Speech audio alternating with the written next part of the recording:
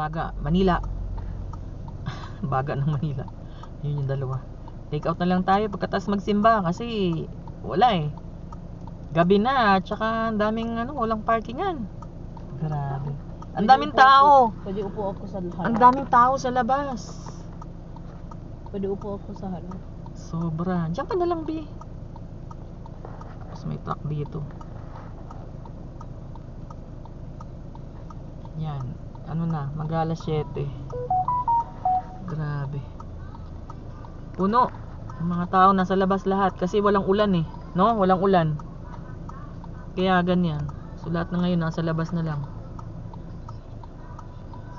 Dahil ba sa inflation yan, kaya mahal na ang mga bilihin? Grabe no, te? Grabe naman yung 250 biryani rice. Biglang yung ano na yon. Gulat talaga ako. Hindi ko naman ginigil trip si kuya, pero ang mahal eh. Nagna-night mode yung ano ko, tinan mo. Nagna-night mode. Ano ba yan? Pinaalis sila kasi ano. Naalis na siguro sila. Anak.